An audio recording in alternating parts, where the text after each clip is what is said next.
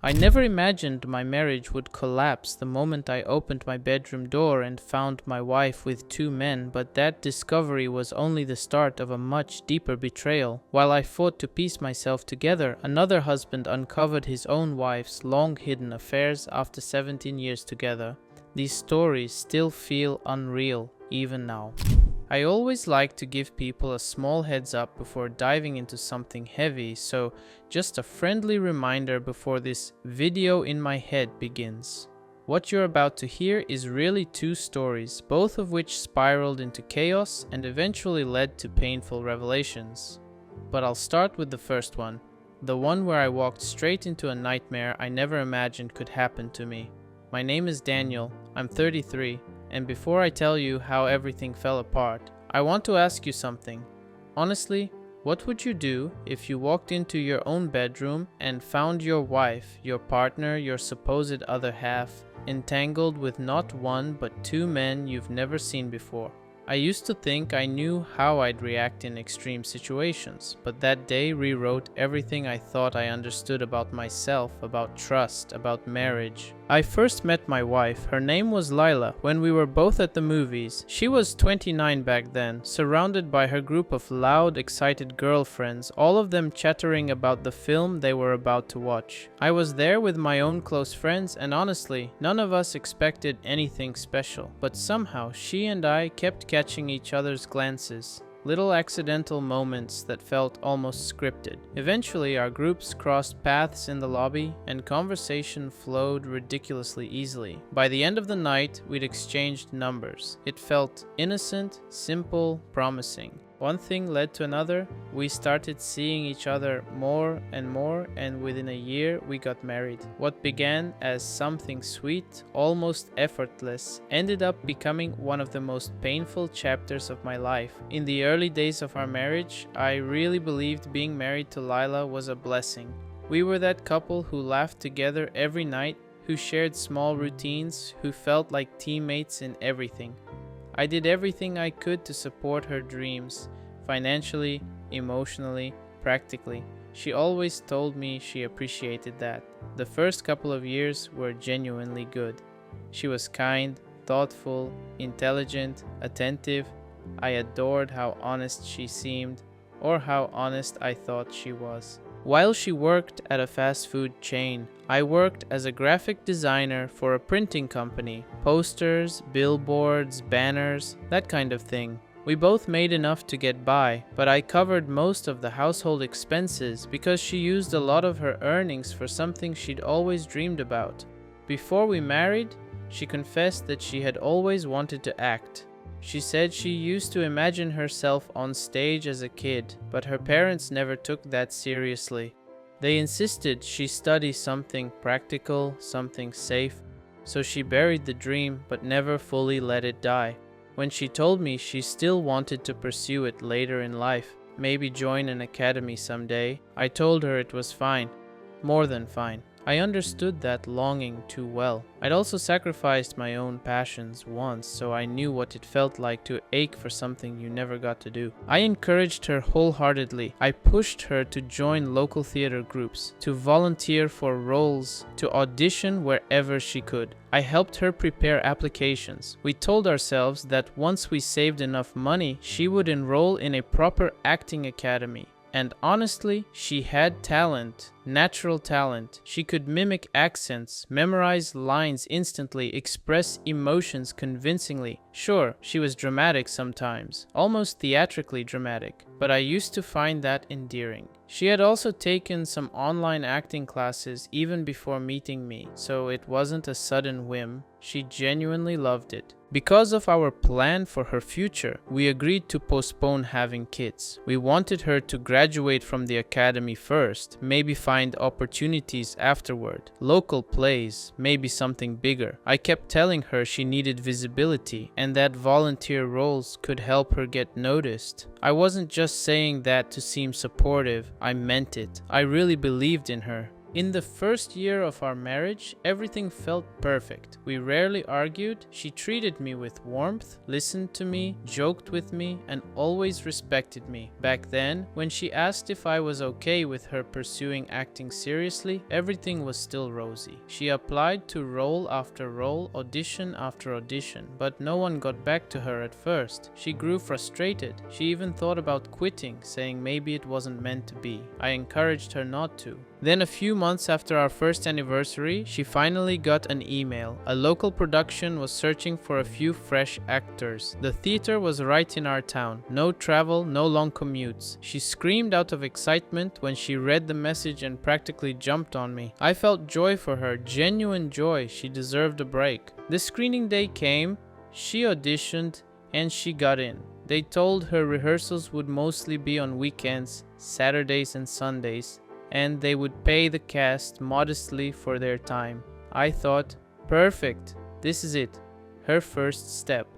But I had no idea that this play, this tiny opportunity, would become the reason our marriage would rot from the inside out. The first few weeks were fine, nothing changed. We still talked every night, still shared stories, still laughed. The only thing different was that we spent less time together on weekends because she'd leave early and return late. But I tried to understand that. I didn't want to ruin her first official acting experience. And the pay she received was shockingly higher than her weekday job. I figured maybe this would help us financially too. But then, slowly, things shifted. At first it was gradual, barely noticeable, but with time the warmth between us faded.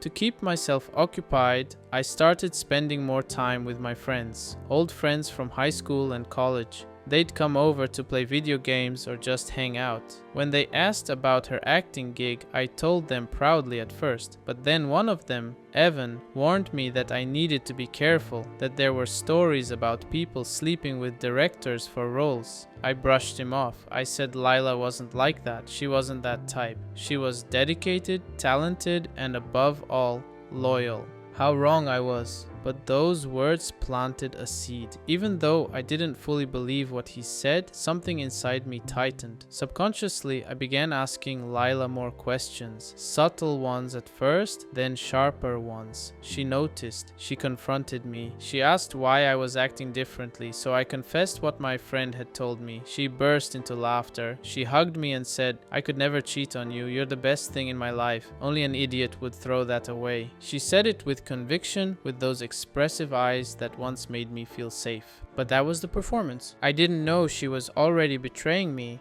that she'd been rehearsing lines not for the stage, but for me, playing the role of the devoted wife while sneaking around behind my back. The weeks that followed were full of changes, ugly ones. Our conversations became shallow, strained, almost rehearsed. The spark she used to have when she'd return home was gone. She used to tell me every single detail of her rehearsals. Who stood where, who messed up lines, who had a funny moment. I knew all her cast members by name and personality without even meeting them, but suddenly she stopped talking.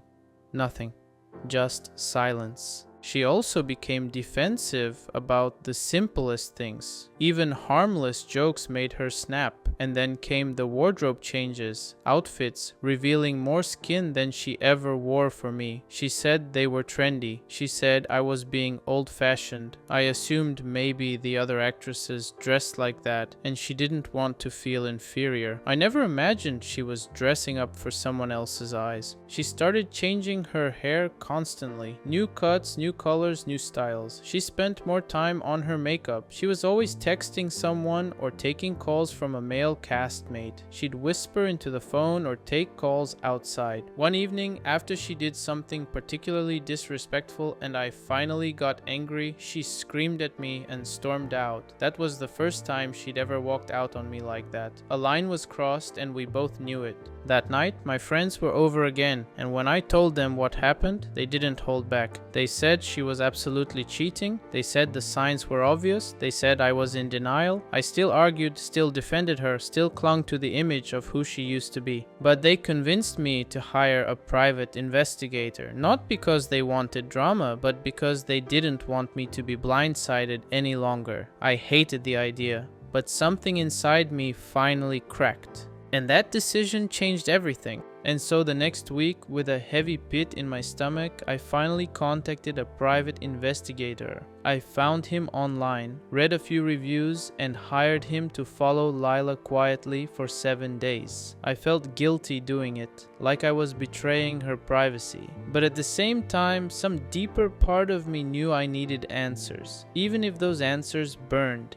On the third day, something happened that made my skin crawl. Lila didn't come home after rehearsal, not even late, just didn't come home at all. Around midnight, I called her, no answer. I kept calling and calling until she finally picked up at 3 in the morning with loud club music booming behind her. She claimed she was at a surprise birthday party for one of the actresses. She said she had to crash at a nearby hotel, that it was safer than coming home late. And then she said something that made my blood pressure spike. She insisted she told me about the party earlier in the week and that I just hadn't listened. She never told me, not once.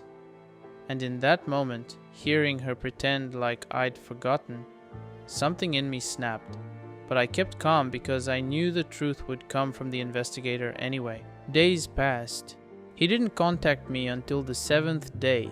Exactly when I happened to be out of town visiting my parents. He called, said he had materials he needed to show me urgently, and asked me to meet him in person.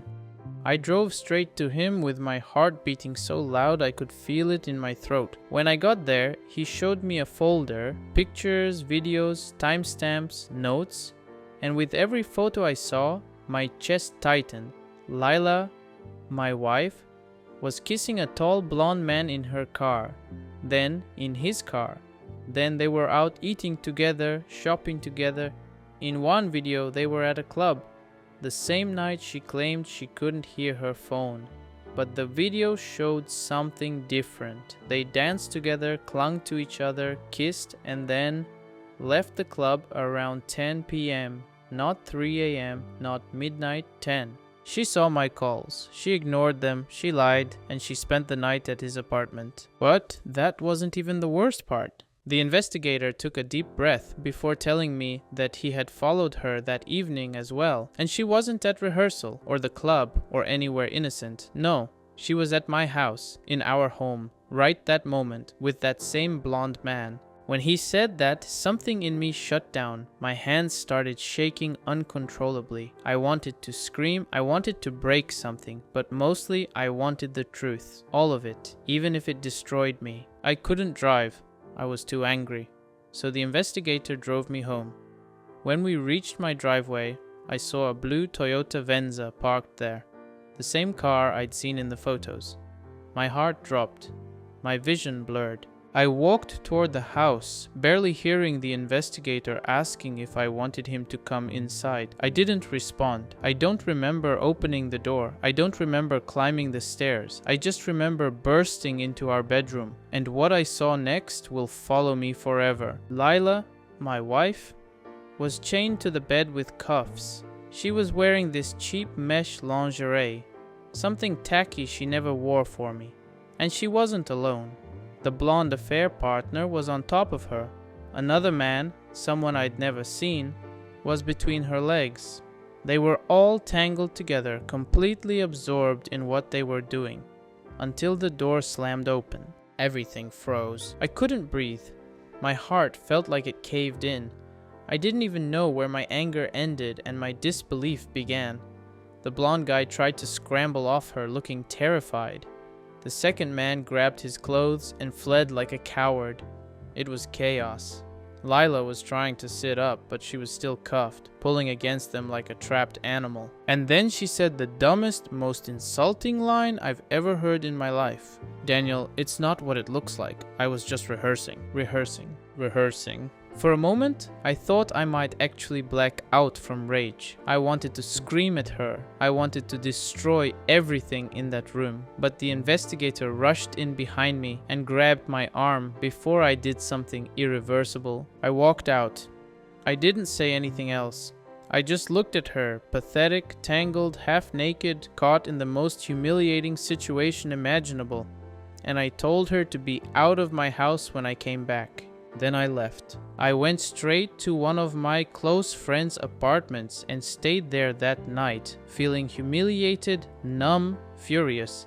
Everything I had built, everything I had sacrificed, had been destroyed behind my back, and not just by cheating, but by a threesome in my own marital bed. The next morning, when I returned home, she was still there, crying, begging, kneeling, saying she was sorry, saying she could explain. But I wasn't listening. I threw her belongings outside and locked the door.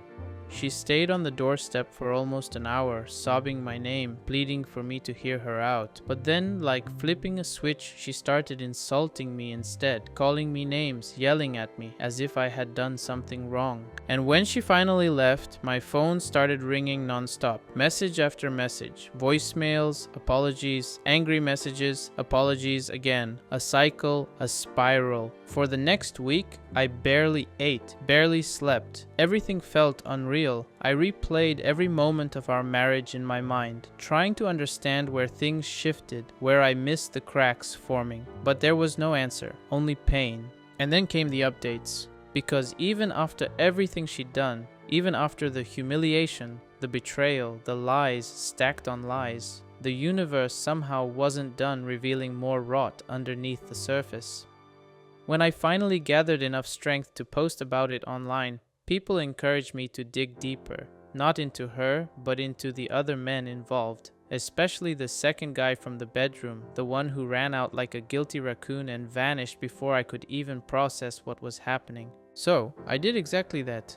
I did a little investigation into him. Nothing crazy, just some basic social media searching, and what I found shocked me in a way I didn't expect. He wasn't some random stranger, he wasn't even single, he was actually in a relationship with Lila's director. Yes, her director. The same man who had been giving her opportunities, casting her in roles, promoting her work. The same man she'd been praising endlessly at home. And the guy she had a threesome with, aside from the blonde affair partner, was actually her director's boyfriend. That realization hit me like a punch to the ribs. Not only had she cheated on me, but she dragged herself into a whole messy chain reaction of betrayal. I remember thinking, he's going to be furious when he finds out what she did. She didn't just cheat, she blew up someone else's relationship too. A few days after that, Lila came by my place again, showing up unannounced, like a ghost refusing to leave the physical world. Her eyes were red and swollen. She looked exhausted and miserable, like she hadn't slept for days. But unfortunately for her, my friends were there when she arrived. They didn't say a word to her, didn't insult her or mock her, but their faces said everything.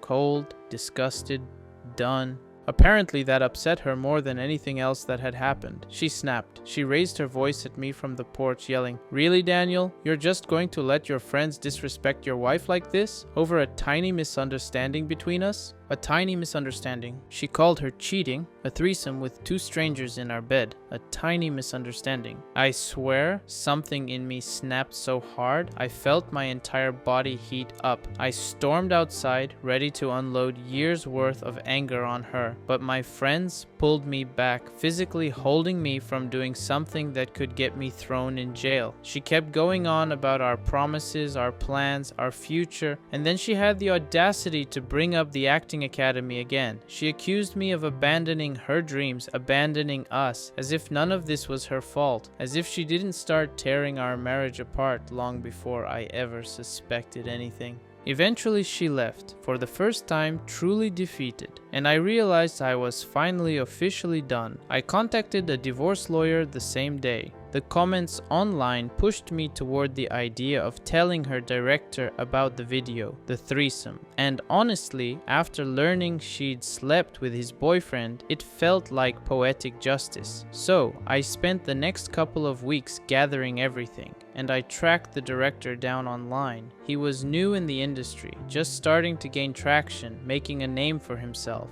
I sent him a message saying I needed to speak with him about something important involving his partner and one of his actors. He agreed to meet. And the moment I saw him in person, I could tell he had this sinking feeling that something was wrong. We exchanged polite greetings, sat down, and without dragging things out, I pulled out my phone and played the video, the one the private investigator had recorded in my bedroom. His reaction, it was heartbreaking.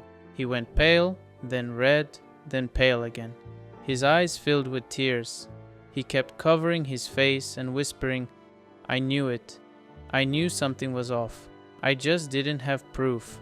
He told me his boyfriend had cheated before, once, claimed he'd been drunk, apologized, begged for forgiveness. The director had taken him back because he loved him. But this wasn't just cheating. This was betrayal on camera, and with an actress from his own cast. When I asked him what he planned to do, he looked completely lost. I told him, very calmly but very directly, that letting them walk away without consequences would be weak. I wanted him to feel the same fire I felt. I wanted him to do something about it. And he did. He fired both Lila and her blonde affair partner, completely cut them out of the production. I don't know whether he also dumped his boyfriend afterward, but honestly, that wasn't my concern. My concern was watching Lila's months of hard work crumble into dust the same way she had crushed our marriage. When I heard she was fired, I felt something I'm not proud of. Satisfaction, relief, a sense of balance being restored. Around that same time, the divorce papers were finalized and sent to her. She called me that day, sobbing, begging, saying we could rebuild, saying I shouldn't throw away everything we sacrificed to build together. I told her plainly that she had thrown everything away long before I ever thought of leaving. I also told her that I was the one who showed the video to her director, and that's when she flipped. Suddenly I was jealous. Suddenly I hated her dreams. Suddenly I was threatened by her success. It was pathetic and predictable. She signed the papers 2 weeks later. I'm officially divorced now. It still hurts. It still stinks. But losing someone who lies, cheats, manipulates, and humiliates you isn't really a loss. It's freedom wearing pain as a disguise. And that was only the first story. But the second one, that one cuts differently. That one isn't loud and explosive. It's slow, aching, and full of quiet devastation. It belongs to another man, another marriage, another heartbreak. And the second story begins in a completely different tone. It isn't loud like mine, not chaotic or explosive. It's quieter, slower. The kind of pain that builds unseen, like a crack in the foundation of a house that only reveals its true damage when everything finally collapses. It belongs to a man named Aaron, 36 years old, who had spent almost half his life with the same woman, loving her, trusting her, building a family with her, never once imagining she could bring destruction into their home. He had been with his wife, Mara, for 17 years. They had 3 kids. They lived in an old, creaky house that they were restoring bit by bit, paying for repairs slowly, patching walls, replacing floors whenever they could afford it. Money was tight, savings none, debt plenty, but they were trying, or at least he thought they were trying together. He had only ever been with one woman, her. And she'd only had a couple of brief flings before they met. They were young, inexperienced, hopeful. Life tested them in 100 different ways, but they survived each obstacle side by side. He always believed they were one of the rare couples who could weather any storm. The kind people pointed to and said, "They've got something real." But real things can break too, and sometimes they don't shatter. Sometimes they erode slowly until all that's left is dust. With the stress of raising kids, juggling full-time jobs, scraping money together, dealing with health issues, dealing with exhaustion, their relationship began to fade. Not dramatically, not with yelling or fighting, just silence, distance. Both of them sinking into their own private holes without saying a word. She had been struggling with her weight for years and couldn't seem to lose it. It destroyed her confidence. Her self-esteem dropped so low it probably lived underground. He was depressed too, but instead of turning toward each other, they both turned away. He escaped into computer games. She escaped into her phone. Hours passed like that, days, weeks, without real conversations. Then came the spring. And then summer, and everything started cracking wider. She began going out with friends more often, parties, gatherings, weekend events. He stayed home with the kids, telling himself she needed a break from the stress. He hoped she'd return home refreshed, smiling, maybe more like her old self. But it never happened.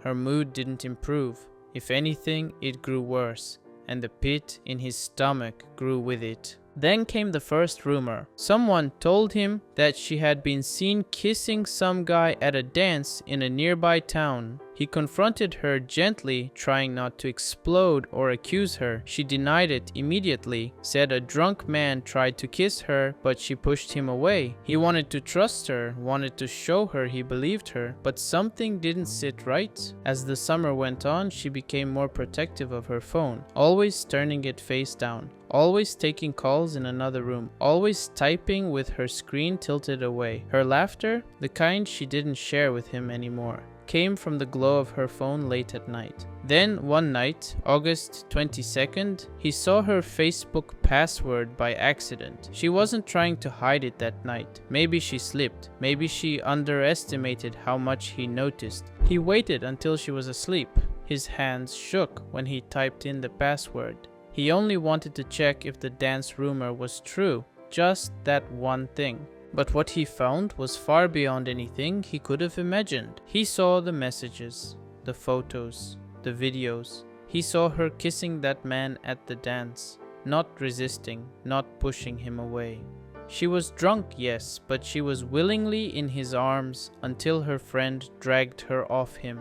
But that wasn't the most painful part. Her Facebook led him to her Messenger. Her Messenger led him to Skype, and that opened a door into a world she'd been hiding from him for months. She had been talking to two foreign men, let's call them Alex and Ben. It began innocently on Instagram. One of them messaged her with compliments and she responded. Within 2 weeks, she was sending nude photos, not one, many. Over time, the messages became explicit, graphic, emotional. She fantasized with them, planned hotel meetups, listened to them talk about visiting her country, and she encouraged it. She never trashed her husband in these chats. She described him as someone who treated her well, but then she'd say the words that broke him, that these strangers made her feel alive, desirable, wanted, things she claimed she hadn't felt in years. The worst part? One of the men was a scammer using stolen photos. She didn't even know who she was sending her naked body to. She was falling for someone who didn't exist. But there was more, so much more. In a chat with her female friend, he found something that stabbed harder than all the online messages combined. She had attended a 2-day festival in July in a nearby town. He remembered that weekend clearly.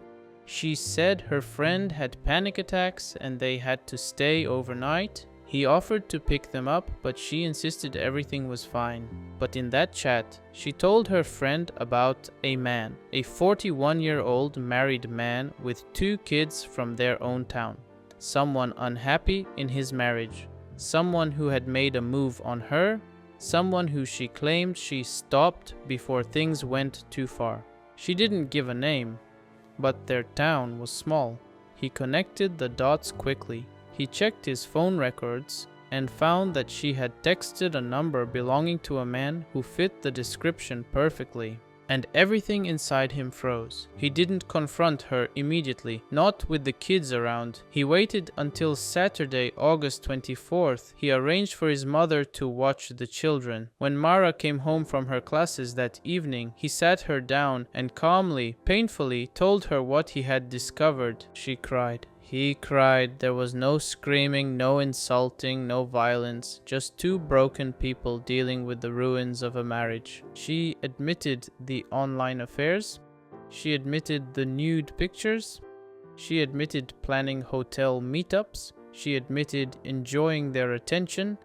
She said she didn't realize she was cheating, that she thought she was only hurting herself, that she didn't think it mattered because they were online. She said she felt unloved because she hadn't been losing weight, because he had been distant, because she wanted validation. He wanted to believe her. He truly did. For their kids, they agreed to try counseling. But in the back of his mind, he knew there was more she wasn't saying. And he was right. Weeks later, After their second counseling session, she finally broke down. She confessed what he feared but prayed wasn't true. She had slept with that 41-year-old man at the festival. They didn't just kiss, they didn't almost. They went all the way. She claimed she felt sick afterward, ashamed, guilty, but she still kept messaging him, still met him twice more, still kissed him again. She even tried to contact him again after her husband confronted her in August. He froze. He felt hollow. Not angry, not screaming, just numb. The kind of numbness that feels like drowning in cold water. She begged to fix things. She said she would do anything, but he couldn't trust her anymore, not after 4 different betrayals, 1 physical and 3 emotional. Eventually, after talking to friends and reading the advice from strangers online, he reached a point he never imagined he would reach. He told her he wanted a divorce. She didn't fight, she just cried, said nothing she said would change his mind, and maybe she was right. They told close family members. They told friends. But when it came to her parents, she begged him not to reveal the truth yet. Not because she cared about him, but because she was terrified of their judgment. He agreed, temporarily. But he knows the truth can't stay hidden forever. Now, they have to sell their house. They need separate places to live. They have to arrange custody for the kids. He wants equal custody, and he wants their legal address to be with him so he doesn't have to pay her child support. Because after what she did, the idea feels grotesquely unfair. But he knows the courts in his country often favor mothers, and that terrifies him. He doesn't want to lose his children. He doesn't want to be branded the poor man whose wife cheated with half the town. He doesn't want the kids to grow up hearing whispers. But he knows this. He can't stay with her. He won't stay with her. Not after everything she broke. And that's where his story leaves off. Standing at the edge of a marriage that lasted nearly 2 decades, staring into a future he never asked for, trying to rebuild a life he thought was secure. Both stories, 2 different men, 2 different wives, but the same kind of wound: betrayal.